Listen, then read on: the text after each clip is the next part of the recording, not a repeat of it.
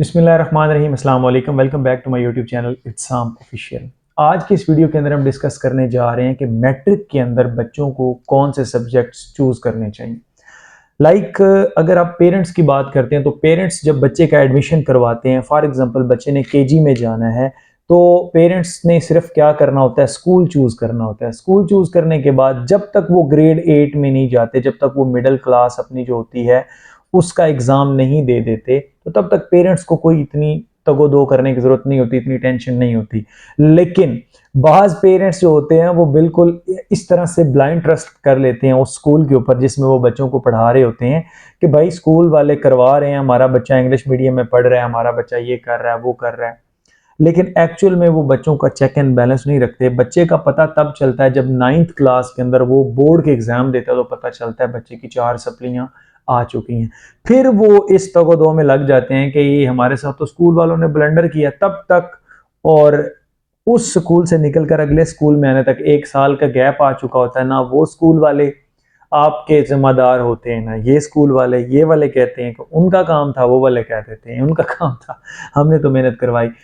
इसमें जो है वो पेरेंट्स को चेक एंड बैलेंस रखना चाहिए हमेशा। हर महीने आप अपने बच्चों का जो है वो पीछा किया करें, लाजमी जाया करें स्कूल। आप अपने रूटीन से हट कर अब आप देखें कि आपके बच्चा ही आपका कीमती सरमाया होता है, और आप उसी के लिए तो सारी मेहनत कर रहे होते हैं। तो 1 महीने में 1 दिन अपने बच्चों के स्कूल्स के लिए रखा करें, मस्त जाया करें, उनके टीचर्स के साथ इंटरेक्ट किया करें।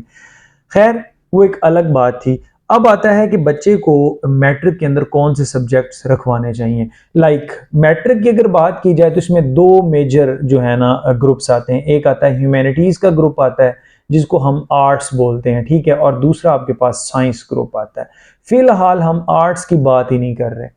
आर्ट्स आप उस कंडीशन में रखवा सकते हैं कि अगर आपका बच्चा जो है, आप उसको, अगर वो किसी प्रॉब्लम के अंदर है, मेडिकल कोई उसके उसके साथ इश्यूज हैं, या मतलब आप बार बार फॉर एग्जांपल फादर ऐसा काम करते हैं जिसमें एक जगह से दूसरी जगह जाना पड़ता है और बार बार उनको जो है ना वो चेंज करनी पड़ती है, अपने लोकेशंस, घर भी चेंज करने पड़ते हैं। तो इस कंडीशन में आप बच्चे को इजी सब्जेक्ट्स रखवाएं, या आप अपने बच्चे को बर्डनाइज नहीं करना चाहते तो देन आप ह्यूमैनिटीज़ का ग्रुप उसको चूज़ करवाएं। अगर आप उसको मतलब इस फील्ड में लाना चाहते हैं तो ये पहले से आपने डिसाइड करना है कि मैं इसको ह्यूमैनिटीज़ करवाऊँ या क्या करवाऊँ, साइंस ग्रुप के अंदर लेकर आऊँगा। ये एक अलग इशू है। मैं आज आपको जो है ना वो साइंस में आपने क्या चूज़ करना उसके बारे में मैं मज़ीद आपको डिस्कस करके बता देता हूँ।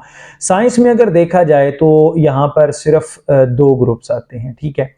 एक हमारे पास आता है बायोलॉजी के साथ जब हम मैट्रिक की बात करो, दूसरा हमारे पास आता है कंप्यूटर साइंस, ठीक है? अगर तो आपके बच्चे का इंटरेस्ट है कि वो कंप्यूटर वाली साइड पे जाना चाहता है, ये इंटरेस्ट नहीं कि वो गेमें खेलता है या वो व्हाट्सएप ज़्यादा यूज़ कर लेता है, उसकी टाइपिंग ठीक है, उसका कंप्यूटर में दिमाग ठीक चल रहा है, तो ये इस लिहाज से नहीं, गेमों के लिहाज से नहीं। आपने सिर्फ बच्चे से पूछना है कि वो करना क्या चाहता है, फर्दर आगे जाके वो क्या करेगा अगर वो कंप्यूटर को लाइक करता है तो, ठीक है? आपने ये असेस खुद करना। अगर आपका बच्चा कंप्यूटर के अंदर इंटरेस्ट शो कर रहा है तो बिल्कुल मैं 100% कहता हूं कि उसको आप कंप्यूटर साइंस के अंदर ही एडमिशन दिलवाएं, ठीक हो गया? लेकिन आप बच्चे को देखेंगे, अगर बच्चा किसी दूसरे बच्चे से इंस्पायर होके या किसी दूसरे की बोली हुई बातें कर रहा है, तो फिर आप अपने बच्चे की जांच पड़ताल खुद करें और फिर उसका सब्जेक्ट खुद चूज करवाएं, ठीक है? कंप्यूटर साइंस में आपके पास जो ऑप्शंस आती हैं आगे, वो आती है आईसीएस के बच्चा, उसके बाद आईसीएस इंटरमीडिएट इन कंप्यूटर साइंस कर सकता है, या फिर एफएससी इंजीनियरिंग कर सकता है। ये 2 चीजें। इसका मतलब ये हुआ कि जब आपने मैट्रिक के अंदर कंप्यूटर रख लिया तो आप लिमिटाइज हो गए। आपने एक पहले ही अपना जो उसको क्या कहते हैं ऑप्शन वो सेट कर लिया, और अब आप उसके मुताबिक ही करेंगे। अब आप इससे बाहर नहीं निकल सकते। हाँ, इसमें इसके अलावा, साइंस के अलावा आप कंप्यूटर में जो है ना, कंप्यूटर करने के बाद आर्ट्स में भी जा सकते हैं, यानी कि इंटरमीडिएट जो है ना वो आप ह्यूमैनिटीज़ के ग्रुप में भी कर सकते हैं, वो आप पे डिपेंड करता है। अच्छा जी, या करवा सकते हैं अपने बच्चों को। अब आते हैं बायोलॉजी की तरफ। बायोलॉजी जो है, इसमें बच्चों याद रखें, या अगर पेरेंट्स सुन रहे हैं तो, अगर एक बच्चा बायोलॉजी के अंदर कर रहा है तो बायोलॉजी जो है ना उसमें आगे वो एफएससी प्री मेडिकल में जा सकता है। पहली बात तो ये, एफएससी इंजीनियरिंग में जा सकता है और आईसीएस में जा सकता है, ठीक है? ये मेन है। बाकी दोनों जो कॉमन है उसमें आई कॉम भी आ जाता है, दोनों जो है ना वो आई कॉम में भी जा सकते हैं। अगर आप देखते हैं तो बायोलॉजी वाले के पास दोबारा फिर बायो की फील्ड भी, उसमें भी वो जा सकता है, इंजीनियरिंग में भी जा सकता है और आईसीएस भी कर सकता है और आईकॉम वगैरह भी कर सकता है। तो इसका मतलब ये हुआ कि बायो के अंदर हमारे पास ऑप्शंस जो हैं वो ज़्यादा हैं।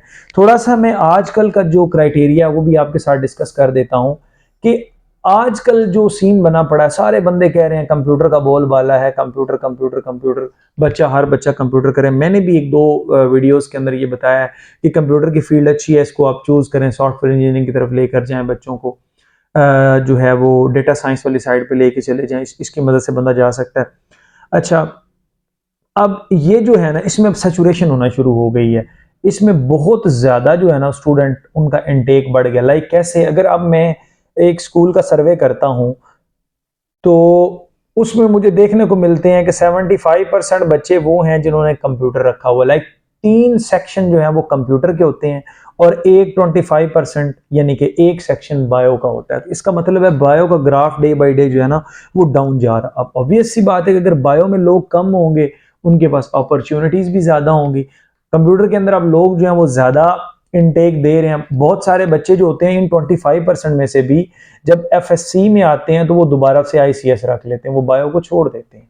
ठीक हो गया। तो इसका मतलब ये कि बायो में फिर गिने चुने लोग रह जाते हैं। बायो में इसके अलावा जो मेरा जाती मानना है कि आपके पास ऑप्शन ज्यादा होती हैं। लाइक कैसे, आप जो है ना छोटे छोटे कोर्सेज कर सकते हैं। लाइक फार्मेसी टेक्नीशियन का कोर्स कर सकते हैं, ऑपरेशन थिएटर टेक्नोलॉजिस्ट का कोर्स कर सकते हैं, डिस्पेंसर का कोर्स कर सकते हैं। ठीक हो गया।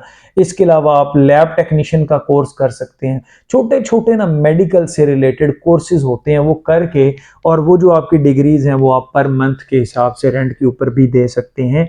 और उससे आपको खातिर खा स्टूडेंट लाइफ के अंदर ही जो है आपका बच्चा जो है ना वो मेच्योर होना शुरू हो जाएगा, उससे उसको काफ़ी जो है ना वो अर्निंग आना शुरू हो जाएगी। लाइक मैं आपको एग्जांपल देता हूँ, मेरा एक जूनियर था बॉटनी के अंदर। ठीक है, अगर वो वीडियो सुन रहा है तो वो ज़रूर खुश होगा, नाम मैं नहीं लूँगा। वो ना उसने मैट्रिक के बाद कहीं डिस्पेंसर का कोर्स कर लिया और वो फिर आरएचसी के अंदर, रूरल हेल्थ सेंटर के अंदर एज ए डिस्पेंसर सर्व करता रहा। बीपीएस 14 था मेरे ख्याल में। ठीक है, अब वो देखें वो भी करता रहा, साथ साथ उसने बीएस बॉटनी भी कर लिया। अब उसकी जो जॉब भी वो मेच्योर हो चुकी थी और साथ साथ उसने बीएस बॉटनी भी ड्यूरिंग जॉब जो है वो कर लिया। तो what does it mean? It's mean कि आपके पास अपॉर्चुनिटीज ज्यादा होती हैं अगर आप बच्चे को बायो के अंदर लेकर आते हैं। तो अगर मैं आपको अपनी राय दूं, मैं कहता हूं अगर आपका बच्चा कंप्यूटर में जाना चाहता है तो बेशक जाए, लेकिन इस लेवल पर आपका बच्चा ये फैसला नहीं कर सकता कि कंप्यूटर कैसी फील्ड है, मैंने आगे इसमें से कौन सी चीज़ चूज़ करनी है। हाँ, मैट्रिक के बाद वो थोड़ा सा मतलब सियाना भी हो चुका होता है, मैच्योर हो चुका होता है, बड़ा हो चुका होता है, उसको फिर जो है वो फील्ड चूज़ करने में प्रॉब्लम नहीं होती। तो मैं आपको हाईली रिकमेंड करूँगा कि आप अपने बच्चों को मैट्रिक जो है वो बायो के साथ करवाएं, क्योंकि बायो के बाद अपॉर्चुनिटीज़ आपके पास ज़्यादा होती हैं। और दूसरा, बायो जब बच्चा पढ़ेगा, एक तो उसको अपनी लाइफ या अपना लिविंग स्टाइल या अपनी बॉडी के बारे में पता चलेगा, दूसरा वो आपको एक अच्छा मशवरा दे सकता है, मेडिकल रिपोर्ट्स कम से कम पढ़ सकता है। बेशक मैट्रिक उसने किया, लेकिन उसके टीचर्स जब क्लास के अंदर डिस्कस कर रहे होते हैं तो बहुत सारी चीज़ें बच्चों को पता चल रही होती हैं। और अगर उसके बाद वो कोई मेडिकल फील्ड साथ साथ अपनी स्टडीज़ के साथ कर लेता है तो वो उसके लिए एक प्लस पॉइंट होता है। ठीक है। और उसके बाद आपका बच्चा जो अगर एफएससी प्री मेडिकल कर लेता है तो वो डॉक्टर बन सकता है। अगर एफएससी प्री मेडिकल करने के बाद भी उसका दिल हो कि मैंने कंप्यूटर वाली फील्ड में जाना है, तो वो मैट्रिक बायो के साथ करके, एफएससी बायो के साथ करके फिर भी कंप्यूटर में जा सकता है। ठीक है, इसका मतलब ये हुआ यहाँ पर आपके पास बायो वाली साइड में फील्ड जो है वो ज़्यादा हैं, चांसेस आपके पास ज़्यादा हैं। तो मैं आपको रिकमेंड करूँगा कि आप अपने बच्चे को बायो के साथ जो है वो मैट्रिक करवाएं, उसके बाद आप डिसाइड करें कि क्या करना चाहिए।